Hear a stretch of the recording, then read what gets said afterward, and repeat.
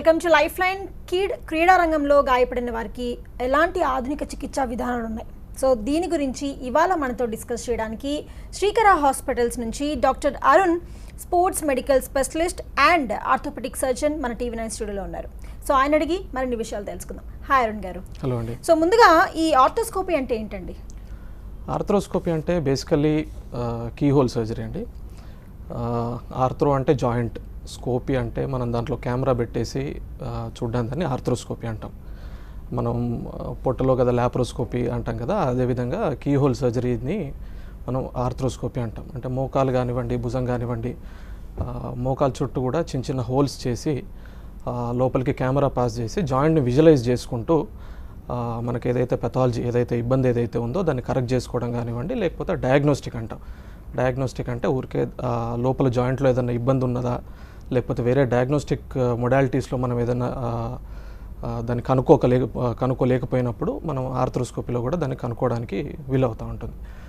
మనకి ఆర్థ్రోస్కోపీ ఎందుకు ఇంపార్టెంట్ అంటే మనకు ఇంతకుముందులాగా ఓపెన్ సర్జరీస్ లాగా మొత్తం ఓపెన్ చేయడం కానీ కట్ చేయడం కానీ ఉండదు. So it has its own advantages ఏమంటారా, మనకు first of all is blood loss అనేది చాలా మినిమల్గా ఉంటుంది మనకు ఆర్థ్రోస్కోపీ, కీహోల్ సర్జరీస్ అవి చేసినప్పుడు. దాంతోపాటు మనకు టిష్యూ డ్యామేజ్ అనేది చాలా మినిమల్ ఈ ఆర్థ్రోస్కోపీ ప్రొసీజర్స్లో.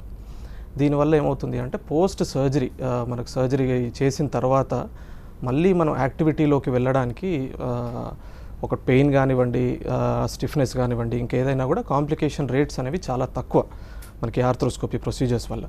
దీనివల్ల ఆర్థ్రోస్కోపీ అనేది మనకు ఇప్పుడు లేటెస్ట్గా అప్కమింగ్ లెగ్మెంట్ సర్జరీస్ కానివ్వండి, ఇంకా ఇన్స్టెబిలిటీస్ కానివ్వండి, ఇటువంటి వాటి కరెక్షన్స్లో we're using arthroscopy now. Right. So ACL ligament అంటే ఏంటి సార్? ఏసీఎల్ లిగమెంట్ అనేది తెలుసుకునే ముందు అసలు first we should know what is a ligament. మనకు లిగమెంట్ అనేసరికి మనకు రెండు బోన్స్ మధ్యలో కనెక్ట్ చేసే సాఫ్ట్ టిష్యూ స్ట్రక్చర్స్ని యూజువల్గా మనం లిగమెంట్స్ అంటూ ఉంటాం. ఈ లిగమెంట్స్ అన్నీ కూడా మనకు ట్యాండమ్లో, అంటే ఇప్పుడు ఫర్ ఎగ్జాంపుల్ మోకాలే గట్లా తీసుకున్నట్టు అయితే మనకు మల్టిపుల్ లిగమెంట్స్ ఉంటాయి, కానీ 4 ఇంపార్టెంట్ లిగమెంట్స్ ఉంటాయి. మోకాలు లోపల పక్కన ఒకటి, బయట పక్కన ఒకటి. దీన్ని మనం కొలాటరల్స్ అంటాం. లోపల పక్కన దాన్ని మీడియల్ కొలాటరల్ అంటాం, అలాగే బయట పక్కన దాన్ని లాటరల్ కొలాటరల్ అంటాం. అలాగే మోకాలు లోపల 2 ఉంటాయి, జాయింట్ లోపల. ఒకటి ముందు పక్కన దాన్ని మనం యాంటీరియర్ క్రూషియేట్ లిగమెంట్ అంటాం, దీన్ని ఏసీఎల్ అంటాం. అలాగే వెనకాల పక్కన దాన్ని పోస్టీరియర్ క్రూషియేట్ అంటాం, దాన్ని పీసీఎల్ అంటాం. అయితే ఇవన్నీ కూడా అన్ని లిగమెంట్స్ కలిసి పనిచేసుకుంటూ మనకు జాయింట్కి స్టెబిలిటీ అనేది ప్రొవైడ్ చేస్తూ ఉంటాయి. దీంట్లో one of the common injuries వచ్చేసి మనకి ఏసీఎల్ అనేది important ligament. One of the common injuries వచ్చేసి ఏసీఎల్ లిగమెంట్ ఇంజరీ జరుగుతూ ఉంటుంది. రైట్. సో అసలు ఈ ఏసీఎల్ లిగమెంట్ గురించి మనం మాట్లాడుకుంటున్నాం కాబట్టి ఈ ఏసీఎల్ ఇంజరీస్ ఎలా జరగచ్చు అంటారు? యూజువల్గా మోస్ట్ కామన్గా వచ్చేసండి ఇవి ట్రామాటిక్, అంటే ఎనీ ఇంజరీ వల్ల జరగవచ్చు.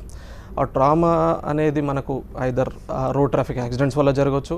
ఎట్ ద సేమ్ టైం మనకు more commonly it is a sports injury kind of thing.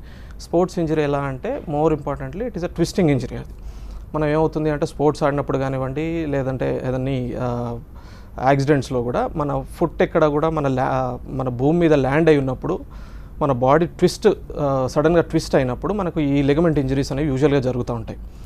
అలాగే మనకి ఏసీఎల్ కూడా అదే one of the most common causes ఈ స్పోర్ట్స్ ఇంజరీస్ కానివ్వండి, పోస్ట్ ట్రామాటిక్ ఇంజరీస్ అంటాం. అయితే ఈ ఏసీఎల్ ఇంజరీస్ వల్ల వచ్చే ఇబ్బందులు ఏంటి అంటారు? ఏసీఎల్ ఇంజరీస్లో మనకు వెంటనే, అంటే దెబ్బ తగిలిన వెంటనే వచ్చే వాటిని కొంచెం డిలేడ్గా వచ్చే ఇబ్బందులుగా మనం చూసుకోవడానికి ఉంటుంది. వెంటనే అంటే మనకి స్పోర్ట్స్ ఇంజరీ కానివ్వండి, ఏసీఎల్ లిగమెంట్ ఇంజరీ జరిగిన వెంటనే మనకు సడన్ క్యాచింగ్ పెయిన్ నోటీస్ చేస్తారు. ఎవరైతే ఇంజరీకి అయిన వాళ్ళు సడన్ క్యాచింగ్ పెయిన్ వస్తుంది. అలాగే లోపల కొంచెం జాయింట్ లోపల కనుక బ్లీడర్లా అయినట్టయితే కనుక స్వెల్లింగ్ ఒకటి నోటీస్ చేస్తూ ఉంటారు.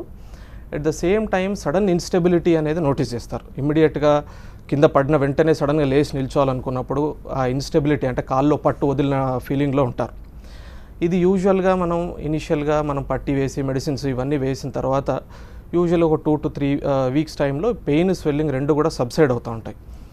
బట్ ఓవర్ టైంలో ఇన్స్టెబిలిటీ అనేది మనకు పర్సిస్టెంట్గా ఉంటుంది. ఇన్స్టెబిలిటీ అన్నప్పుడు ఎలా మనం నోటీస్ చేస్తామంటే whenever we do any demanding activity kind of, అంటే మనం డ్యాన్స్ చేయాలనుకున్నా కానివ్వండి, లేదంటే మెట్లు ఎక్కి దిగాలనుకున్నా కానివ్వండి, ఏదైనా స్పోర్ట్స్ ఆడాలనుకున్నా కూడా మనం సడన్గా ఆగాలి అనుకున్నప్పుడు మనకు ఆ జాయింట్లో గివింగ్ అవే సెన్సేషన్ అంటే పట్టు వదిలిన ఫీలింగ్లో మనకు ప్రజెంట్ అవుతూ ఉంటారు. ఇదే కనుక మనం ట్రీట్మెంట్ లేకుండా అలాగే కంటిన్యూ చేసినట్టు అయితే కనుక ఓవర్ టైంలో మనకు జాయింట్ పాడవడం ఇదంతా జరిగిపోయి ఆర్థరైటిస్ సెట్టిన్ అయ్యి మనకు ఏదైనా మళ్ళీ ఆ పెయిన్ అనేది పర్సిస్టెంట్గా కంటిన్యూ అయ్యే అవకాశాలు ఉంటాయి. రైట్. అయితే ఈ ఏసీఎల్ ఇంజరీ ఉంది అని చాలామందికి తెలీదు. సో వాళ్ళు డే టు డే బేసిస్లో వాళ్ళు గేమ్స్ ఆడుకుంటూ ఉంటారు. ఆ ఇంజరీ ఇంకా ఎక్కువయ్యే అవకాశం ఉంది దానివల్ల. అసలు ఎలా తెలుసుకోవాలి అంటారు వాళ్ళకి ఇంజరీ అయ్యింది, పలానా ఇంజరీ వాళ్ళకి ఉంది అని? అసలు ఎప్పుడైతే ఒక ఇంజరీ జరిగింది, ఇప్పుడు మనం డిస్కస్ చేసుకున్నట్టుగా పెయిన్ వచ్చింది, ఆ ఇన్స్టెబిలిటీ అనేది పేషెంట్ కానివ్వండి ఎవరైనా నోటీస్ చేసినట్టయితే ఫస్ట్ ఏదన్నా ఒక ఆర్థోపెడిక్ సర్జన్ కానివ్వండి లేదంటే ఒక స్పోర్ట్స్ మెడిసిన్ డాక్టర్ని కన్సల్ట్ అయ్యేది ఉంటుంది. అయితే ఫస్ట్ మనం డయాగ్నోసిస్కి రీచ్ అవ్వడానికి clinical examination is very important.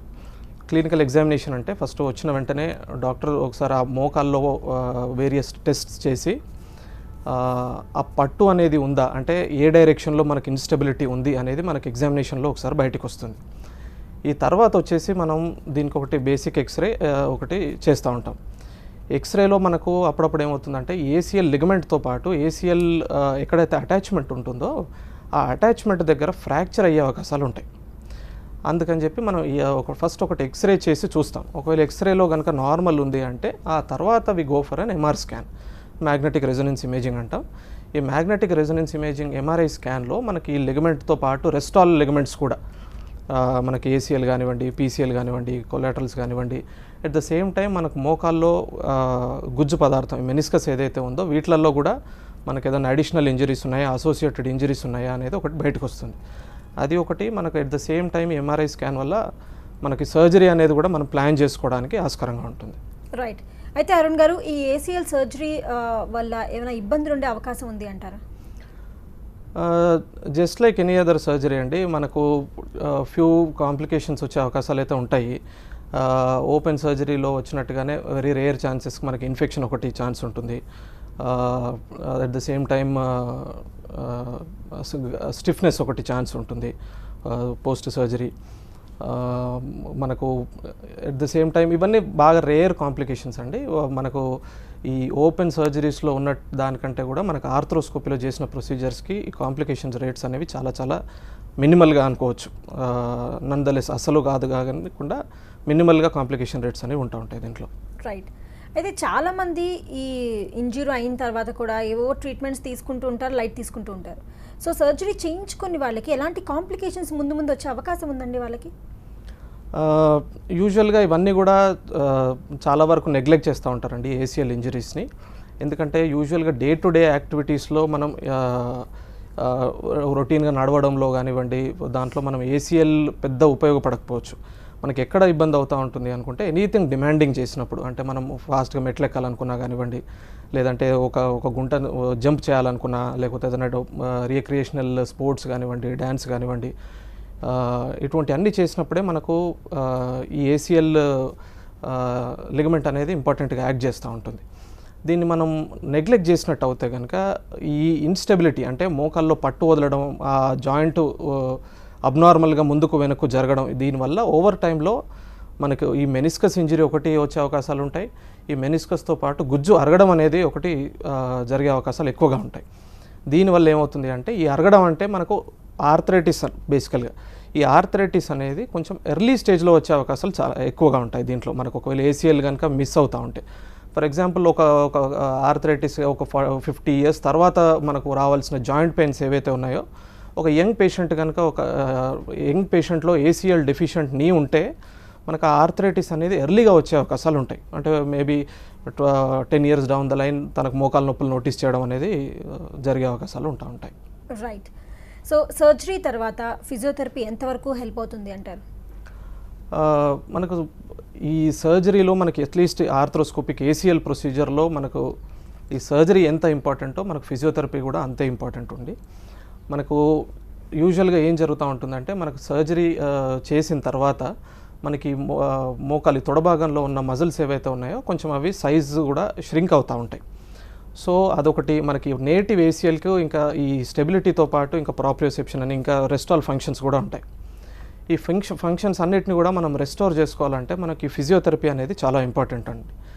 మనకు యూజువల్గా ఇది ఇమీడియట్ పోస్ట్ సర్జరీ స్టార్ట్ చేసిన ఫిజియోథెరపీ ఎక్సర్సైజెస్ మనం యూజువల్గా 6 to 9 months వరకు కూడా కంటిన్యూ చేయాల్సి ఉంటుంది.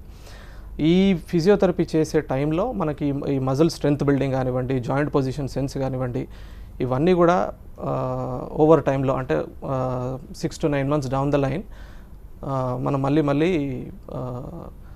ఫిజియోథెరపీతో మనం మళ్ళీ రెక్టిఫై చేసుకోవడానికి వీలవుతాం. అయితే అరుణ్ గారు బ్రీఫ్గా చెప్పండి, సర్జరీ తర్వాత మళ్ళీ వాళ్ళు హ్యాపీగా సేఫ్గా వాళ్ళు మళ్ళీ స్పోర్ట్స్కి వెళ్ళొచ్చు అంటారా? రిలేటివ్లీ సేఫ్ సర్జరీ అండి ఏసీఎల్ రీకన్స్ట్రక్షన్ అనేది. మనము సర్జరీ చేసిన వెంటనే రొటీన్ వర్క్స్ అన్ని చేసుకోవచ్చు. After 6 to 9 months they can go back to all recreational activities and sports. మోకాళ్ళ మార్పిడి ఎవరికి అవసరం అవుతుందండి? జనరల్గా నీ రీప్లేస్మెంట్ గురించి అవేర్నెస్ అందరికీ వచ్చేసిందండి. ఇప్పుడు ఎవరెవరికి అవసరం పడుతుంది, ఎవరెవరికి అవసరం లేదు. సగం మంది పేషెంట్స్ మన దగ్గరికి డైరెక్ట్గా ఆల్రెడీ డిసైడ్ అయిపోయి వస్తున్నారు సర్జరీ గురించి. సో ఇన్ జనరల్ మనం చూసుకుంటే జనరల్గా ఒక 1/2 kilometer కూడా నడవలేని వాళ్ళు, మెట్లు ఎక్కడానికి ప్రాబ్లము, ఇంట్లో యాక్టివిటీ కూడా చేసుకోలేని వాళ్ళకి జనరల్గా ఈ జాయింట్ రీప్లేస్మెంట్ సజెస్ట్ చేస్తాం. జనరల్గా మన ఏజ్ గ్రూప్ ఒక 40-45 నుంచి 60-70 వరకు కూడా మనం అడ్వైజ్ చేస్తాము. కానీ కొన్ని స్పెషల్ కేసెస్లో ఇప్పుడు కీళ్ళవాతం అంటారు, రుమటాయిడ్ ఆర్థరైటిస్, అట్లాంటి వాళ్ళలో యంగర్ ఏజ్ గ్రూప్లో కూడా అడ్వైజ్ చేస్తాము. కొందరికి దెబ్బ తగిలిన తర్వాత అరిగిపోతుంటుంది నీ జాయింట్, అట్లాంటి వాళ్ళలో యంగర్ ఏజ్ గ్రూప్లో కూడా నీ రీప్లేస్మెంట్ కానీ హిప్ రీప్లేస్మెంట్ కానీ అడ్వైజ్ చేస్తాం. So right. సో మోకాళ్ళ మార్పిడి ఇంప్లాంట్స్లో వచ్చే మార్పుల గురించి చెప్పండి. బేసికలీ ఏంటంటే సగం మంది పేషెంట్స్ నేను చెప్పినట్టుగా సగం మంది ఆల్రెడీ నీ రీప్లేస్మెంట్కి కానీ హిప్ రీప్లేస్మెంట్కి కానీ రెడీ అయిపోయి వచ్చేస్తారు మన దగ్గరికి. సో వాళ్ళకి వచ్చే ఫస్ట్ క్వశ్చన్ మాకు ఏ జాయింట్ వేస్తారు, లోపల ఏ టైప్ ఆఫ్ ఇంప్లాంట్ వేస్తారు అని చెప్పి వస్తారనమాట. సో దాని మీద మనం ఎంఫసిస్ చేస్తున్నాను ఇప్పుడు మెయిన్గా. సో బేసికలీ ఇప్పుడు లేటెస్ట్ జనరేషన్లో ఫస్ట్ నుంచి కూడా మనకి ఈ కోబాల్ట్ క్రోమియం అనేది అనమాట మెటల్ ఇంప్లాంటే ఉన్నింది ఫస్ట్ నుంచి కూడా. కానీ ఈ లేటెస్ట్ జనరేషన్ ఆఫ్ ఇంప్లాంట్స్లో మనకి గోల్డ్ అనేది గోల్డ్ కలర్లో ఉంటుంది. ఇంకొకటి జిర్కోనియం అంటారు, ఆక్సిడైజ్ జిర్కోనియం, ఇట్లా బ్లాక్ కలర్లో కోట్ వస్తుంది. సో ఇవి ఎందుకు ఎవరికి వాడాలి అన్న దాని గురించి నేను ఒకసారి బ్రీఫ్గా ఎక్స్ప్లెయిన్ చేస్తాను మీకు. సో జనరల్గా 55 years and above and 60 years and above జనరల్గా we go for a metal implant, అంటే కోబాల్ట్ క్రోమియం ఇంప్లాంట్ అనమాట. సో ఈ ఆక్సిడైజ్ జిర్కోనియం అనేది ఈ బ్లాక్ కలర్లో ఉంటుంది, మెటల్ మీదనే ఒక చిన్న కోట్ లాగా వస్తుంది. ఇది ఇంకా గోల్డ్ అనేది జనరల్గా యంగర్ ఏజ్ గ్రూప్ అంటే బిలో 55 వాళ్ళకి యూజ్ చేయమంటాం. ఎందుకు బిలో 55 ఏజ్ వాళ్ళకి అంటే ఈ ఏ నీ రీప్లేస్మెంట్లో అయినా 3 కాంపోనెంట్స్ ఉంటాయి. ఇది థైబోన్, ఈ థైబోన్ కింద ఇలా ఒక కాంపోనెంట్ వస్తుంది. సో ఈ టిబియల్ బోన్ అంటారు, ఈ టిబియల్ బోన్ మీద చిన్న ట్రే లాంటిది వస్తుంది, దీని మధ్యలో ఒక ప్లాస్టిక్ వస్తుంది అనమాట. సో ఇప్పుడు ఏ రీప్లేస్మెంట్ చేసినా ఏ టైప్ ఆఫ్ ఇంప్లాంట్ వాడినా కూడా ఈ 3 కాంపోనెంట్స్ డెఫినెట్గా ఉంటాయి. సో మనకి మెయిన్గా జాయింట్లో మూమెంట్ వచ్చేది ఈ థైబోన్కి ఈ ప్లాస్టిక్కి మధ్యలో మూమెంట్ వస్తుంది. సో ఆ రెండిటి మధ్యలో వేర్ అండ్ టేర్ ఫ్రిక్షన్ ఎక్కువ ఉండకుండా ఉండడానికి ఈ కొత్త రకమైన ఇంప్లాంట్స్ వచ్చాయి. సో ఈ గోల్డ్ అనేది టైటానియం నైట్రేట్ మెటల్ అంటారు, ఇది ఈ బ్లాక్ కలర్దేమో ఆక్సిడైజ్ జిర్కోనియం అంటారు. సో ఈ రెండు కూడా యంగర్ ఏజ్ గ్రూప్ వాళ్ళకి వీ ప్రిఫర్. అండ్ ఈ కోబాల్ట్ క్రోమియంతో అప్పుడప్పుడు మెటల్ అయాన్స్ రిలీజ్ అయ్యి మెటలర్జీ వచ్చే ఛాన్సెస్ ఉంటాయి. సో దీంతో ఆ రెండు కూడా ఇంకా మినిమైజ్ అయ్యాయి అనమాట. So generally younger age group we prefer these 2 implants అనమాట, గోల్డ్ ఒకటి, ఆక్సిడైజ్ జిర్కోనియం ఒకటి యంగర్ ఏజ్ గ్రూప్ వాళ్ళకి. అండ్ మెటలర్జీ వచ్చే ఛాన్స్ చాలా చాలా చాలా తక్కువ, మేము చూసింది కూడా చాలా చాలా తక్కువ. సో అదొక పొటెన్షియల్ బెనిఫిట్ అని చెప్పలేం, కానీ ఈ లాంగివిటీ అనేది వీటితో ఎక్కువ ఉంటుంది. రైట్. సో ఈ మోకాళ్ళ మార్పిడి చేసిన తర్వాత ఎన్ని రోజుల్లో కోలుకుంటారంటారు సార్ పేషెంట్? జనరలీ ఇది ఒక పోస్ట్ ఆప్ రికవరీ ఉంటుందండి. అక్యూట్ ఫేజ్ ఏమో generally first day minor disturbances అయితే ఉంటాయి, సో స్లీప్ డిస్టర్బెన్సెస్ ఉంటాయి. బట్ దానికి కూడా various modes of treatment, fast track anaesthesia అంటారు. But we go as per patient specific అనమాట. కొందరు ఇమీడియట్గా నడిపిస్తే నడవలేరు. సో కొందరికి ఏం చేస్తాం, బ్లాక్ ఇస్తాం అనమాట, అంటే కాలు మొద్దుబారిపోయినట్టే ఉంటుంది. సో నెక్స్ట్ రోజు మార్నింగ్ అందరినీ కూడా మొబిలైజ్ చేస్తాం.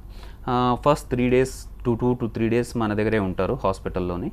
నెక్స్ట్ డే మార్నింగ్ నడుస్తారు, వాకర్ పట్టుకొని నడుస్తారు, లేకుంటే వాకర్ సపోర్ట్ లేకుండా నడిచే వాళ్ళు కూడా ఉంటారు.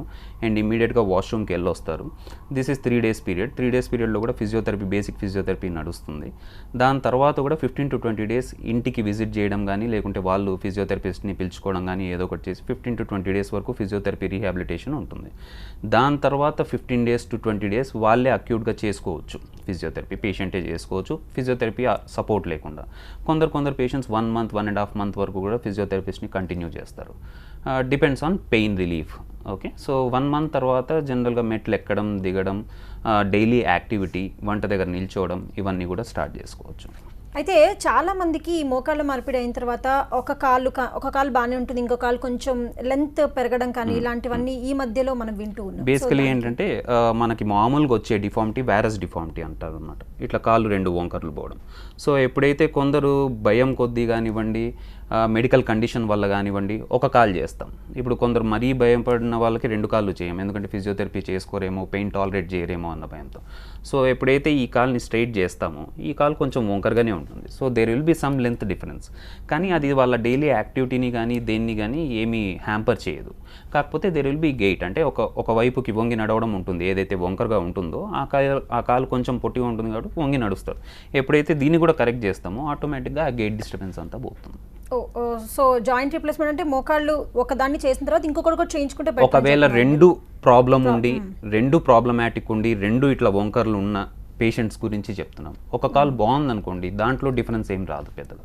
ఓకే, సో ఈ జాయింట్ రీప్లేస్మెంట్స్కి లేటెస్ట్ టెక్నాలజీస్ ఏం వచ్చేసాయి ప్రస్తుతానికి? బేసికలీ ఇవన్నీ కూడా కొత్తగా వచ్చిన రీప్లేస్మెంట్స్లో అడ్వాన్సెస్ అన్నీ కూడా పేషెంట్ స్పెసిఫికే ఉంటాయండి. ఇప్పుడు వచ్చిన లేటెస్ట్ అడ్వాన్సెస్ అంటే నావిగేషన్ అనుకోండి, రోబోటిక్స్ అనుకోండి, మినిమలీ ఇన్వేసివ్ సర్జరీస్ అంటాం అనమాట. ఉన్న కోతని అంటే కట్ చేసేదాన్ని తక్కువగా కట్ చేసి వాటిని తొందరగా రికవర్ అయ్యేలాగా చేయడం.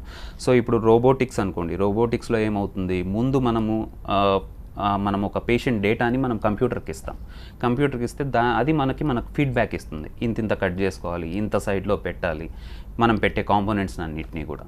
సో రోబోటిక్స్ అనేది ఒక పర్టికులర్ గ్రూప్ ఆఫ్ పేషెంట్స్కి it will be more helpful. For example ఒక చోట ఎముక ఇరిగి వంకరగా అతుక్కుంది, అట్లాంటి వాళ్ళకి robotics will be more helpful.